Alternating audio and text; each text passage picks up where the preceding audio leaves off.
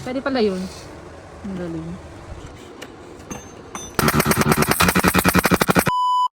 So hi guys, for today's video nga pala, ay lalagyan na natin ng brake lever yan si Meg. Ayan, medyo ginagabok na nga siya. Dahil meron nga pala tayong motor show dyan sa may Laguna Liliw. Ito nga pala yung kakabit natin na bago, yung JRP natin na lever. Ayan. Ito nga pala yung bago mga sister. So ang ganda ng pagkaano yan. O-open na din natin yan. Tapos yung ating JRP na CNC na radiator. Bagong-bago yung mga sister. So kung naghahanap kayo ng mga pyesa ng JRP, Thailand JRP Racing, lalagay ko na lang sa comment section yung mga links. So let's go. Andyan nga pala si Kuya Hotdog at si Boss Dex.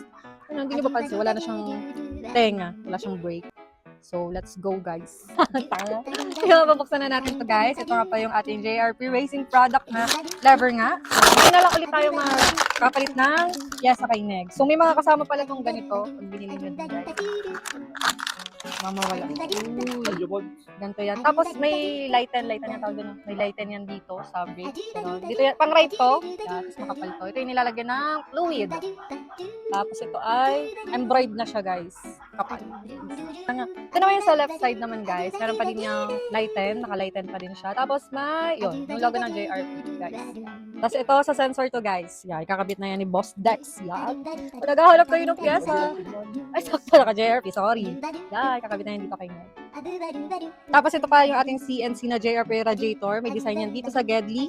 Tapos yung taklob is JRP nga din pala guys. So papalitan na natin yung luma natin guys. Yan. I love.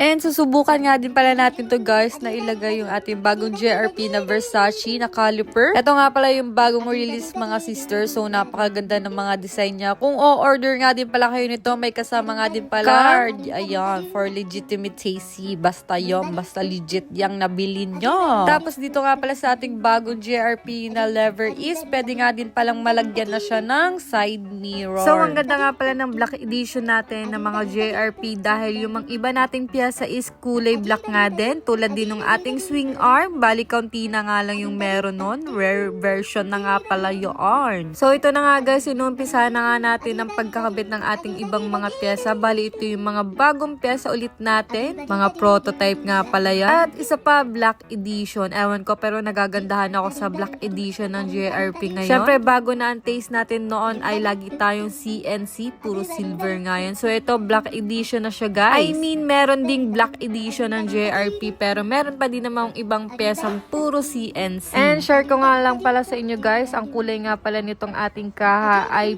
pink pero yung kanyang glitters ay gold. Ayan nga pala, two-tone yan by Carbon Clinic. So kinalas na nga natin ng luma nating caliper na JRP. Ayan, so itim nga din pala yan mga sister. At ikakabit na nga pala ang JRP Versace natin. At yun na nga ang sasalungan nitong luma nating JRP na caliper ay yung ating Raider carb. Bumili din pala tayo na brake fluid, syempre.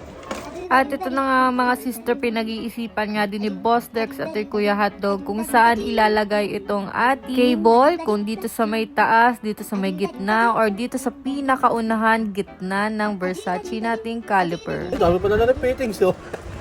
Dalawa, tatlo. Katry na ibang fittings na makolor. Dami fittings dyan. Kaya na, ayos na rin. Yan, di rin malayo na kaunti. Pwede pala yun. Ang galing. So ito nga, isa namang ginagawa ni Hotdog is itong ating radiator. Syempre ilalagay yung fan para iwas sabog ng ating coolant pag bumobomba. Color blue. Eh, okay lang may blue kasi ayun, naka-titanium naman tayo.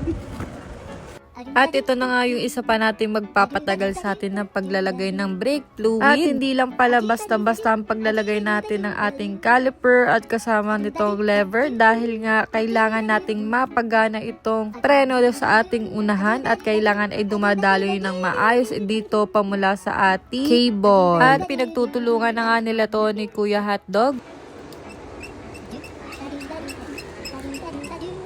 Syempre mga sister, pag nagpalit ka ng radiator, syempre wag mong kakalimutan ng iyong coolant. At ito na nga mga sister, mingi na tayo ng remedyo dito kay Boss Katabas kung ano pang pwedeng gawin din sa ating caliper na matapos. At sa awa ng Diyos, natapos nga ni Boss Dex yun at napagana. So yun nga, nakatatlong pyesa tayong kabit dito kay Ned. Ang ating JRP na caliper na Versace, itong lever natin na bago, at syempre yung JRP natin CNC na radiator. At yun na nga, bukas ko na nga huhugasan at i-change oil para sa Sabado ay ready to par na nga itong Ned. So kita kasi tayo dyan mga taga Laguna, Liliw. And thank you so much po Boss Renz para sa bagong pyesa ni Ned. At lalo nga pumogi ngayon si Ned. Diyos me, yung marima. Salamat sa mga nanonood. Ingat kayo palagi. God bless and bomba